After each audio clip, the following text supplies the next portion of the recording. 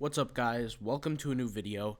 I figured I'd make this video because as I'm sitting here working on my own e-commerce stores, I figured this video is going to help everyone out. We're starting a series. Obviously, the videos are not going to be every day on this specific series. We actually started this series a few videos ago when I even mentioned the idea that we need to jump on different websites or essentially create our own website and diversify our portfolio by jumping on different websites to do print on demand. The thing is that we want to generally get a concept and understanding of both different scenarios because they're very different.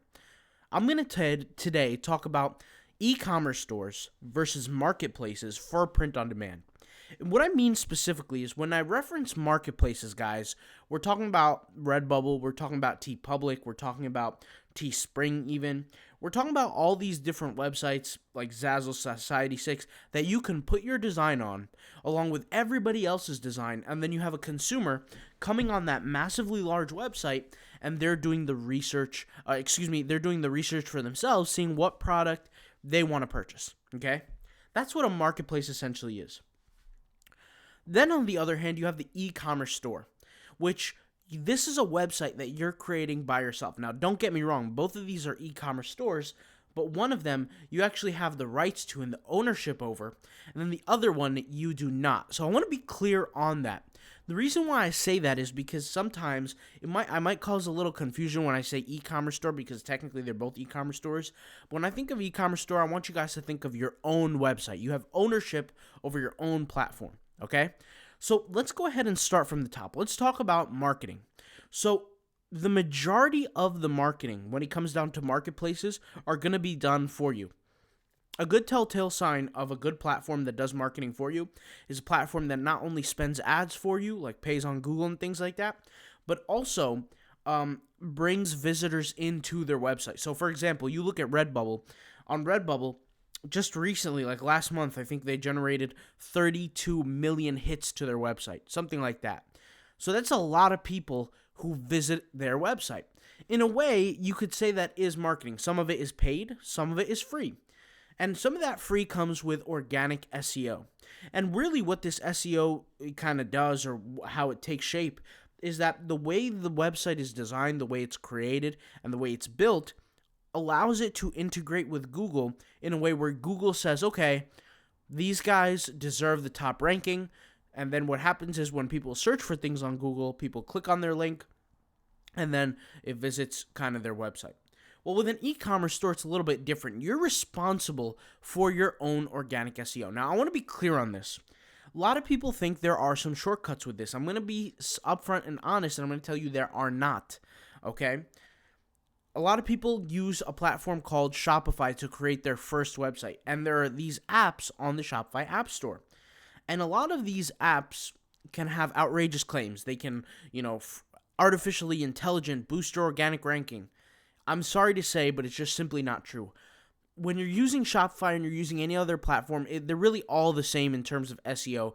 You're going to have to do the hard work. You're going to have to create blogs. You're going to have to drive traffic. You're going to have to rank for organic keywords that are low competition. Then you're going to have to slowly come up the ranks. You're going to have to gain domain authority. You're basically going to have to learn SEO from scratch.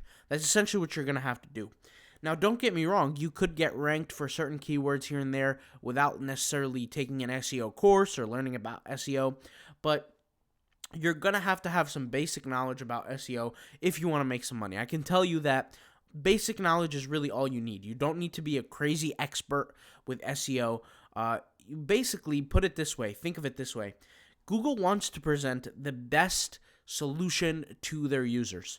At the end of the day, Google as a platform, as a search engine, wouldn't be as valuable as it is today had they not done that. And the way they make their money is not through you clicking and finding stuff, but it's through their ad system. But the only way that they could actually make money through their ads is by presenting users to the ads or impressions. And the only way that can happen is if millions upon billions are using their search engines every day for free. So what you need to understand is that Google is looking for the best solution to put a website up on Google. For example, if I search for the best computer for sale, Google is going to present to me the best option that most closely represents my keyword that I'm searching for. And Google will sift through millions of websites, billions of websites even, depending on, what the solutions are, what the results are, and they're going to present the best solution in literally a percentage of a second in front of you. And like I said, the people who pay Google, they want to be seen. They pay for ads, they get seen on Google, and sometimes they're being clicked, sometimes they're not, but regardless, they're paying Google, and Google is actually receiving money for this. So, to keep in mind, when you're building your own e-commerce store, you're going to have a lot more responsibilities. Now, responsibilities don't flee from that of an individual on marketplaces. If you're on Redbubble, if you're on Zazzle, you're on Society6, then you know very well you do have particular responsibilities. You have responsibilities such as upholding the standards that they require, policies, rules, regulations. Different marketplaces have different rules and regulations. Some marketplaces might have fair use rules or copyright rules. Other marketplaces might have rules on copycatting. Other marketplaces might have rules on tagging and tag spamming. Different marketplaces have different rules. The same thing in terms of responsibilities go for e-commerce stores, but the way the responsibilities look are drastically different. On marketplaces, you're basically worried, or you're responsible for the way your design looks, making sure that you're not copying anybody else's work, making sure that you're not adding copyrighted terms in your tags. On e-commerce stores, it's completely different. You have a whole different set scenario of responsibilities. That's actually a lot more work. You're going to be responsible for putting a website together, connecting with different payment processor companies and getting partnered with them and getting approved by them so that you can sell using your website and actually learn how to transact and make money. And whenever a consumer pays for a product that you have, that money goes into your bank account. You have to learn how to do these things. More importantly, you have to actually get approved for partnership. These are some of your responsibilities. And a few more are you're going to have to deal with customer service. You're going to have to learn what it's like to communicate with customers and inform them about things and, learn how to talk with customers. You're also going to have to learn how to make money, and this is a responsibility, through your store. It's not enough to just have a website. You're going to have to actually go out there and learn how to make it successful. Now, a little statistic that I want to just throw out there is 94% of Shopify store owners close within the first month, and 99% of Shopify store owners close down their stores within the first 3 months. So just to say that, it just goes to show that, a website is not a short-term commitment. It is a very long-term commitment. If you're going to start a website, if you're going to build your own e-commerce store, then you got to be in it for the long haul. All right, so that's kind of one of the things there, one of the responsibilities you're going to want to be aware of if you want to make this thing happen. The next thing is costs. So when you join a marketplace, typically the costs are going to be very, very minimal, if any at all. Most marketplaces that you could join, you don't have to pay a cent for, not even a penny. Now, there are some other marketplaces where you are going to have to pay a joiner's fee, but like I said, that's a little bit more rare. Like Society6, for example, you pay $1 to join. Really not much of anything, to be 100% honest with you. But still, there are some marketplaces that do pay. But in general, marketplaces are typically free to join. Now, some marketplaces do have a application that you have to fill out to be approved. I'll give an example. The company Displate. You have to file an application if they approve you. Typically, they do not approve anybody because they're stocked up on artists right now. Merch by Amazon is another example of a place where you fill up an application to get approved. So there are different marketplaces with different rules, but typically, in terms of costs, it's very, very low, very minimal, if any. Okay. With e-commerce store, you're going to have higher costs. Now, when I say higher cost, I don't want to be misconstrued. I don't want to be misunderstood here. It's not going to be something that you won't be able to afford. I mean, generally, if you have a minimum wage job, you'll be able to afford it. Typically, e-commerce stores don't cost more than a few $100s a month. Now, the way I set them up is I set them up at the very bare minimum low price as possible. The reason why I do that specifically, and I'm looking at about, no more to $50 a month at most. The reason why I do that specifically is because I believe, and this is just how I set up every single business in my life, which is low investment in the beginning. I keep my businesses very, very low investment, and I basically bootstrap them with very low money. The reason why I do that is because it's just how I learned how to build businesses. I personally, when I first started building my first business, I was very, very low on cash. And I've never learned how to build a big business with cash. I just never learned how to do it. And so I had to save every penny as I went along. Well, here's the thing. A lot of people don't take that approach. They think it takes money to make money. And meanwhile, that is true. It is not a requirement. So with e-commerce stores, you don't need to necessarily spend hundreds of dollars every single month, but you can. And really, it depends on what platform you're going to use. I'll just say this straight up and honest with you guys right now. If you're using Shopify, you are going to be typically spending more than the average person when it comes to their websites. If you're going to be doing WordPress, you potentially might be paying a little bit more as well. Obviously, you're going to be paying less than Shopify, but you are going to be paying for different applications, things like that. The platforms that I'm using are a little bit, cheaper, but there's a lot more work to them. So it just really just depends on who you are, what you like to do, and how you like to set things up. But we'll be doing tutorials on every single platform regardless.